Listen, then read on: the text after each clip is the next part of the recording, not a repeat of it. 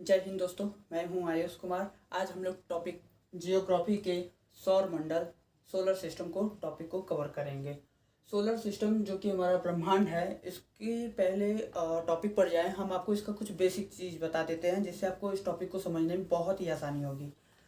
हमारा जो ब्रह्मांड है, इसके विषय में बहुत से वैज्ञानिक आते हैं, अपने अपने तर्क देते हैं कि पहले हमारे ब्रह्मांड में क्या हुआ था, कैसे हुआ था, कैसे इन पिंडों का जो ग्रह हैं, जो सूर्य हैं, उनका कैसे निर्माण हुआ था। उन्होंने अपने अपने मत दिए थे, जिसमें से एक वैज्ञानिक ने बताया था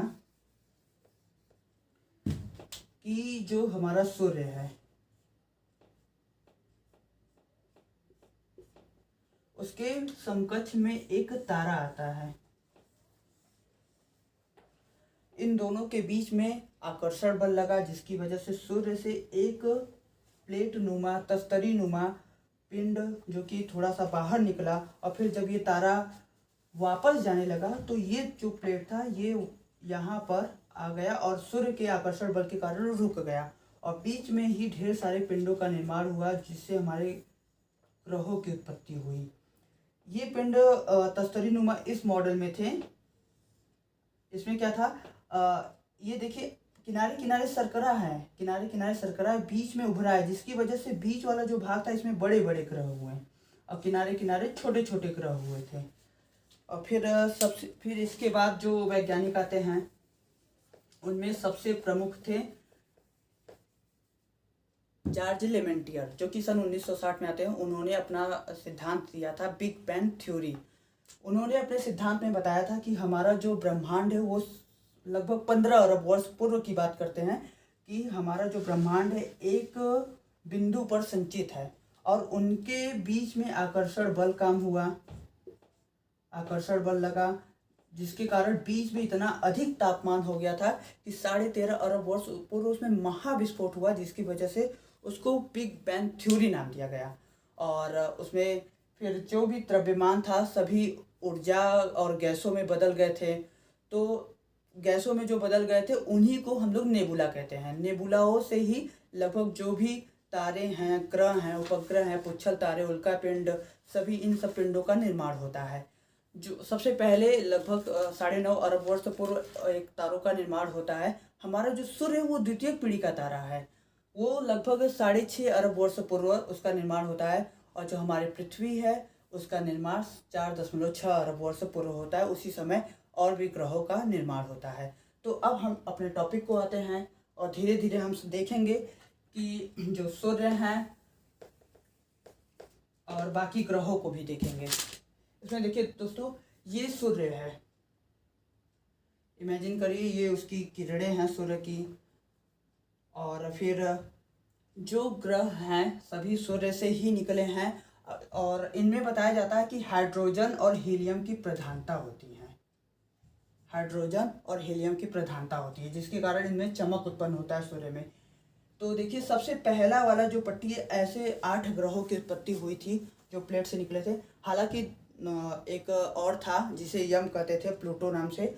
2006 में नासा के वैज्ञानिक ने बताया कि इन लोगों का एक कक्षा होता था, अपने कक्षा में चक्कर लगा रहा था, लेकिन ये बगल वाले कक्षा को भी अंतरछेद कर रहा था, प्रतिच्छेद करके इसको भी क्रॉस कर रहा था, जिसके कारण इसको बाद में ग्रहों का इसमें उपाधि मिलता है लोगों को इसको। तो इससे ग्रहों की उपाधि 2006 में हटा देते हैं।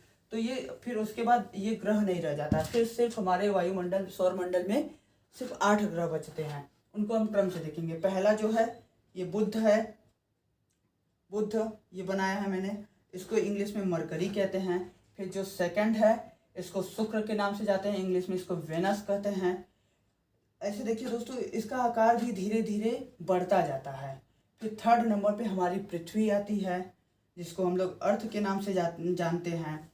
फिर चौथे नंबर पे आता है मंगल, जिसे हम लोग मार्स के नाम से जाते हैं। अच्छा, इसमें देखिएगा एक दोस्तों कि इसमें हुआ है कि जब पृथ्वी था हमारा, पृथ्वी तक क्रमशः बढ़ा, लेकिन मंगल छोटा हो गया था, क्योंकि इसमें बताते हैं कि इसका कुछ पार्ट टूट कर तारकाय पट्टी के रूप में निर्माण हुआ था, जिसमें ढेर सारे क्षुद्र ग्रह आदि चीज़ों का निर्माण हुआ था। इसको तारकाय पट्टी के नाम से जानते हैं, जो कि मंगल और बृहस्पति के बीच में ही पाए जाते हैं। तो मंगल और बृहस्पति के बीच में ही सबसे ज़्यादा क्षुद्र ग्रहों की उत्पत्ति हुई थी, जिसके कारण इसका आकार भी छोटा हो गया था। और ये सब देखिए सूर्य से हम लोग दूर जा रहे हैं। पहले बुध है, फिर सेकंड पे वेनस है, फिर पृथ्वी है, चौथे पे मंगल है, फिर तारकाय पट्टी आता है, फिर आते हैं ये बड़े ग्रह, जिसमें एक है हमारा बृहस्पति, जिसको हम लोग जुपिटर के नाम से जानते हैं। फिर और आगे आते हैं तो सैटर्न, शनि। और शनि पर देखिए दोस्तों एक ऐसे चक्रनुमा अब हम लोग देखते हैं। ये असल में कोई चक्र नहीं है, ये ढेर सारे गैसों का एक आकार गोला है, जिसमें ढेर सारे गैस हैं और छोटे छोटे उसमें कंकड़ पत्थर इत्यादि चीज़ हैं, और वो मतलब कि एक बॉर्डर साइड में ही है, इसीलिए हम लोगों को चक्र के रूप में ये दिखता है। असल में ये कोई चक्र नहीं है। अब फिर ये देखें, आता है फिर अरुण, जो कि हमारा 7वां ग्रह है। इसको यूरेनस के नाम से जानते हैं। फिर देखते हैं वरुण को, इसको नेपच्यून के नाम से जानते हैं। अब हम इन लोग ग्रहों की थोड़ी थोड़ी विशेषता देखते हैं। इसमें बुध है, जो कि हमारे सौर मंडल में सूर्य के सबसे नज़दीक हैं। फिर वहीं पे देखिए आप, ये जो हमारा वेनस है, शुक्र है, इसमें सबसे ज़्यादा CO2 की मात्रा पाई जाती है, कार्बन डाइऑक्साइड। और इसका ये भी देखिए कि इसको चमकीला ग्रह, ये मतलब कि इसमें बहुत ज़्यादा चमक होता है, जिसकी कारण इसको सांझ का तारा या भोर का तारा के नाम से भी जानते हैं। हमारे शुक्र को ही जानते हैं। और इसे पृथ्वी की बहन की भी उपाधि दी जाती है, क्योंकि यहाँ पे बहुत से ऐसे पदार्थ थे, बहुत से ऐसे चीज़ थे जो पृथ्वी के समकक्ष मिलते थे, इसलिए इसको पृथ्वी के बहन के नाम से भी जानते हैं। फिर आता है तीसरे नंबर पे हमारी पृथ्वी, अर्थ। पृथ्वी के विषय में भी हम लोग देखेंगे। पृथ्वी एक समय आता है जो सूर्य से अधिक दूरी पर होता है, एक सूर्य के एकदम पास में होता है, एक में अपसौर की घटना होती है, एक में उपसौर की घटना होती है, वो भी हम लोग आगे देखेंगे। मार्स, जो कि इसको लाल ग्रह भी कहा जाता है, ये इसका जो मतलब कि ग्रह है वो थोड़ा मतलब कि किनारे किनारे पार्ट इसका लाल दिखता है, इसे लाल ग्रह की भी उपाधि देते हैं। फिर ये तारकाय पट्टी है। जुपिटर को देखिए, इसमें लाल धब्बे पाए जाते हैं, जगह जगह लाल धब्बे रहते हैं, तो इसको लाल धब्बों वाला ग्रह भी कहते हैं। फिर हम लोग शनि को देखते हैं। शनि का ये एक चक्र है, जो आपको बताए ही हैं, धूल कंकड़ पत्थर इत्यादि चीज़ों से ये मिलकर बना है। और अरुण को देखते हैं। अरुण में क्या है, इसमें मीथेन गैस की प्रधानता होती है। मीथेन गैस की प्रधानता होती है, जिसके कारण हमारा जो अरुण है ये पूरी तरह से हरा दिखता है, ग्रीन दिखता है। फिर आता है इसके बाद वरुण, नेपच्यून। वरुण जो है हमारा, इसमें भी मीथेन गैस पाया जाता है, लेकिन इसकी अपेक्षा कुछ कम होता है। ये भी हरा होगा, लेकिन इसकी अपेक्षा थोड़ा कम हरा होता है। और देखिए दोस्तों, इसमें क्या होता है, पहले बुध का आकार छोटा है, ये तस्तरी नुमा आप याद रखिएगा। बुध का आकार छोटा है, फिर उससे बड़ा शुक्र का होता है, फिर उससे बड़ा पृथ्वी का होता है। लेकिन मंगल का क्या होता है, मंगल और बड़ा होना चाहिए, लेकिन इसमें से एक काफ़ी बड़ा प्लेट टूट के बाहर निकल गया था, जिससे तारकाय पट्टी, जगह जगह क्षुद्र ग्रहों का निर्माण हुआ है। जिससे कभी ये भी क्वेश्चन बनते हैं कि सबसे ज़्यादा क्षुद्र ग्रह कहाँ पाए जाते हैं, तो मंगल और बृहस्पति के बीच में ही सबसे ज़्यादा क्षुद्र ग्रह पाए जाते हैं। ये हो गया मंगल। फिर चौथे नंबर पे जो आता है यहाँ पर, फर्स्ट सेकंड थर्ड हमारा मंगल थोड़ा सा छोटा हो जाता है, फिर बृहस्पति काफ़ी बड़ा होता है।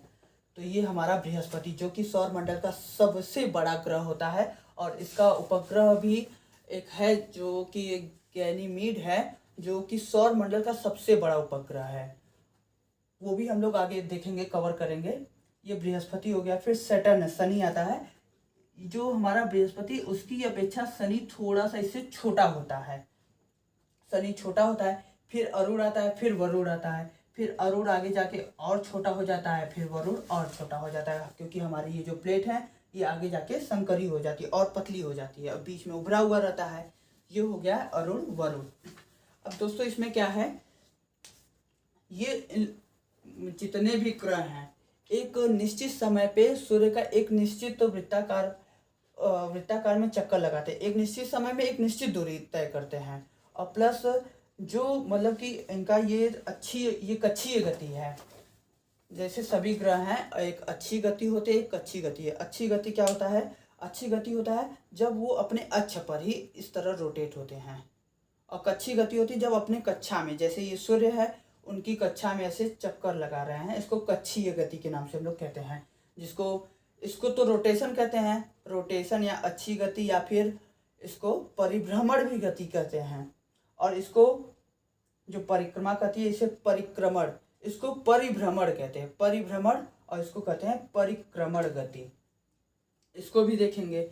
और हम लोग और भी यहाँ पे और चीज़ देखिएगा कि इन लोगों का कभी कभी पूछ लेते हैं कि सूर्य से दूरी के में कौन सबसे ज़्यादा दूर है। तो आप एकदम क्रम से याद रखिएगा। पहले आता है बुध, फिर आता है शुक्र, उसके बाद आता है पृथ्वी, फिर चौथे पे आता है मंगल। फिर उसके बीच में काफ़ी खाली स्पेस जगह होता है जिसमें तारकाएं पट्टी होती है। इसको हम एक काल्पनिक आकार दिए हैं कि इनके बीच में ही ऐसे ढेर सारे क्षुद्र ग्रहों का निर्माण हुआ है। फिर आता है हमारा जुपिटर, जो कि ये 5वां ग्रह है। फिर आता है हमारा सैटर्न, शनि। फिर 7वें पे आता है अरुण, फिर 8वें पे आता है वरुण। फिर इसको और चीज़ देखते हैं दोस्तों, इसमें और क्या पूछता है कि पृथ्वी के सबसे समीप ग्रह कौन सा है। तो पृथ्वी के सबसे समीप ग्रह शुक्र है। पहले शुक्र है, और पृथ्वी की काफ़ी क्वालिटी शुक्र से मिलती है, इसलिए पृथ्वी की बहन को शुक्र को कहा जाता है। पहले पृथ्वी से सबसे समीप है शुक्र। फिर दूसरे नंबर पे जो सबसे समीप है वो है मंगल। ये जो हमारा बुध है, ये पहले जैसे शुक्र आया उसके बाद बुध है, इसलिए थोड़ा सा दूरी पड़ जाता है मंगल की अपेक्षा। पहले है हमारा शुक्र, फिर दूसरे पे आता है मंगल, तीसरे पे आता है बुध, उसके बाद आता है जुपिटर, बृहस्पति, फिर शनि, फिर आता है अरुण, तब वरुण। इसको हम लोग इस तरह से यहाँ पे डिनोट कर देते हैं। क्या होता है,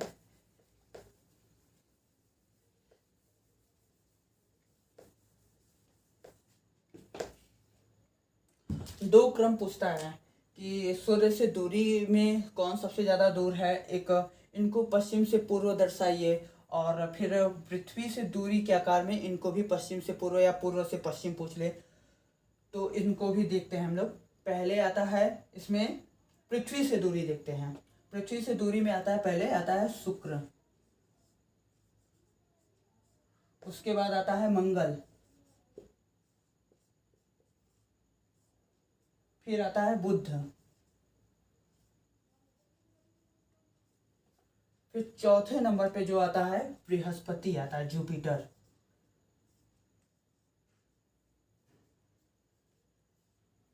फिर आता है शनि,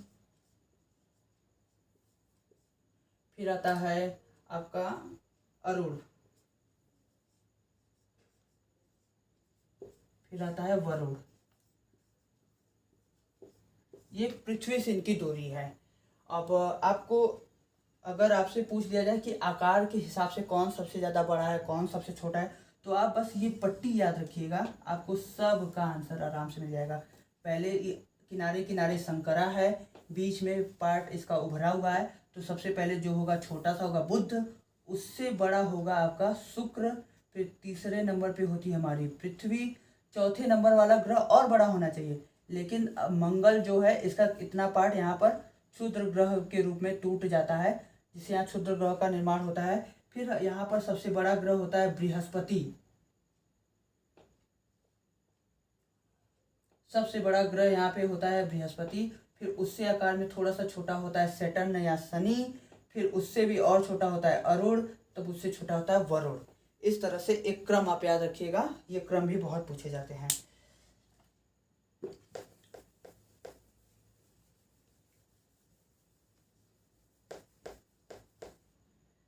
एक चीज इसमें और देखिएगा कि इन लोग कभी कभी पूछ लेता है कि हमारी पृथ्वी पश्चिम से पूर्व घूम रही है कि पूर्व से पश्चिम घूम रही है, कौन कौन से ग्रह हैं जो पृथ्वी के सापेक्ष घूम रहे हैं, कौन कौन पृथ्वी के विपरीत घूम रहे हैं, तो आप इनको भी देख लीजिएगा।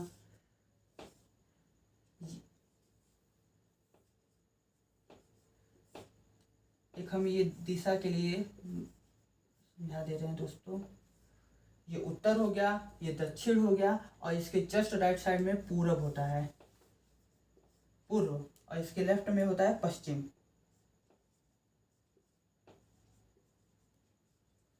जो हमारी पृथ्वी है वो पश्चिम से पूर्व घूमती है। हमारी जो पृथ्वी है वो पश्चिम से पूर्व घूमती है। ये जो सपोज करिए हमारी पृथ्वी है, ये इस तरह मूवमेंट कर रही है, इस तरह से मूवमेंट कर रही है। सभी ग्रह हमारे जो हैं 8 ग्रह में से 6 ग्रह पृथ्वी के सापेक्ष ही उसकी तरह पश्चिम से पूर्व घूमते हैं। सिर्फ 2 ग्रह ऐसे हैं जिसमें एक आता है आपका शुक्र और दूसरा आता है आपका अरुण।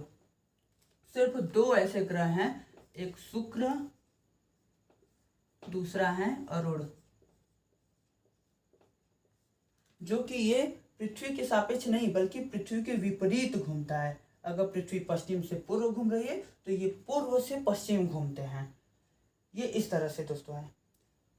दोस्तों ये वीडियो अधिक लंबा ना हो इसलिए मैं इसका पार्ट 2 बना दे रहा हूँ, जिससे आपको आसानी होगी। और उस पार्ट 2 में हम लोग कोशिश करेंगे कि पृथ्वी से इसकी दूरी कितनी है, बुध की कितनी दूरी है, फिर शुक्र की, फिर मंगल की, पृथ्वी की, एक क्रम से देखेंगे। उसके बाद इसका घनत्व क्या होता है, फिर हम लोग उसके बाद देखेंगे इन लोगों का रोटेशन, परिक्रमा करने में, घूर्णन करने में कितना टाइम लगता है, घूर्णन क्या होता है, परिक्रमा करने में कितना टाइम होता है, परिक्रमा का पूरा वो प्रोसेस देखेंगे।